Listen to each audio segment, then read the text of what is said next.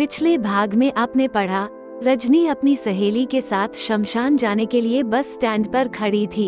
एक लड़का बाइक पर आता है, रजनी को एक रात के 1000 रुपए का ऑफर देता है, जिसे उसकी सहेली डरा कर भगा देती हैं।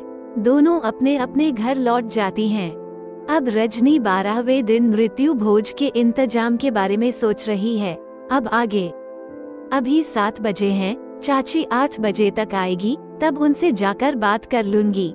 ऐसा सोचने के बाद रजनी घर में खुद के खाने के लिए खाना बनाने का सामान देखने लगती है। सब्जी तो है ही नहीं, मुझे याद भी नहीं रहा, जाकर पास से कुछ सब्जी ले आते हैं जिससे खाना स्वाद लगे, उसने खुद से कहा। रजनी ने कुछ रुपए अपने पास रखे, एक थैला उठाया और घर को ताला लगा निकल पड़ी। उसके घर से 150 कदम की दूरी पर कुछ लोग सब्जियां बेचते थे। रजनी वहां जा पहुंची। भैया, आलू कैसे दिया? रजनी ने सब्जी वाले से पूछा। 25 रुपए का किलो, टोकरी लो और छाट लो, उसने जवाब दिया। रहने दो, बहुत ज्यादा दाम बोल रहे हो। वो दूसरे सब्जी वाले की तलाश में आगे बढ़ गई। अभी वो दूसरे सब्जी वाले तक जा ही रहे थे कि तभी एक लड़का तेजी से साइकिल चलाता हुआ आया। लड़के ने रजनी के पास पहुंचकर साइकिल धीमी कर दी और फिर ब्रेक लगा दिया। उसने साइकिल का हैंडल छोड़कर रजनी के दोनों स्तन पकड़ लिए और दबाने लगा। रजनी को इन चीजों का कोई ज्ञान नहीं था और वो चुपचाप वही उसी तरह खड़ी हो गई। उसे बड़ा आनंद सा आने लगा। यूं ही 2-3 मिनट गुजर गए। तभी रास्ते में से आते रजनी के मोहल्ले वाले एक बुजुर्ग ने उस लड़के को देख लिया। उसकी हरकत देख बुजुर्ग का खून खौल उठा। वो एक छड़ी को पकड़कर चल रहे थे। उसने वो उठाई और जोर से चिल्लाया, कूतरेया, सालेया भाग। बुजुर्ग के ऐसा करते ही वो लड़का और रजनी जैसे दोनों ही असीमानंद की दुनिया से बाहर निकले, या उनकी वह नींद कहें या जो भी कहें, में विघ्न पड़ा। रजनी घबराकर पीछे हटी और वो लड़का साइकिल घुमाकर जैसे आया था उसे स्पीड से वापस हो लिया। बेटा, वह तेरे साथ यह गंदी हरकत कर रहा था और तूने ना उससे कुछ कहा ना डांटा, बस चुपचाप खड़ी हो गई।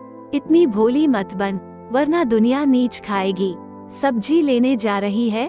बुजुर्गों ने उससे पूछा। हाँ काका, बस एक दुकान में आलू का भाव ही पूछा था कि अपने देख ही लिया, क्या हुआ? रजनी ने जवाब दिया। अच्छा हुआ मैं टहलने निकला और उस कमीने को देख लिया। तू चल मेरे साथ, तुझे जो जो सब्जी खरीदनी है खरीद, मैं तेरे साथ चलता हूँ, तुझे वापस छोड़ने भी साथ आऊंगा। बुजुर्ग बोले, आपको बेकार में तकलीफ होगी, मैं चली जाऊंगी। रजनी ने कहा, अब तू पिटने वाली बात मत कर, वरना उस लड़के की जगह तुझे ही पीट दूंगा। मैंने तुझे बताया ना, मैं टहलने निकला हूँ, मेरी सैर भी हो जाएगी, तेरी सब्जी भी आ जाएगी, चल। बुजुर्ग उसकी एक न सुनी।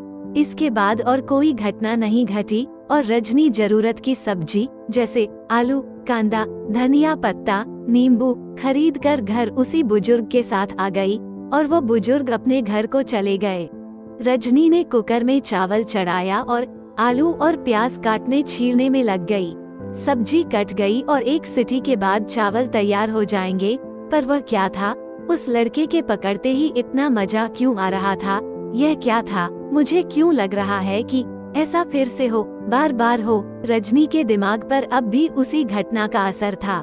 इस बार कुकर की सीटी ने उसका ध्यान भंग किया। चावल बन गए। क्या क्या सोचती जा रहा हूँ, पता नहीं। रजनी ख्यालों की दुनिया से बाहर आ गई थी और उसने कुकर चूल्हे पर से उतार लिया था। इसके बाद क्या हुआ, जानेंगे अगले भाग में। अगला भाग पढ़ने और सुनने के लिए चैनल को सब्सक्राइब जरूर करें। अगला भाग आपको कल शाम के 3 बजे मिल जाएगा। तो दोस्तों, आज की कहानी आपको कैसी लगी हमें कमेंट में जरूर बताइएगा। यदि कहानी पसंद आई हो तो इसे आगे शेयर भी कीजिएगा, लाइक कीजिएगा।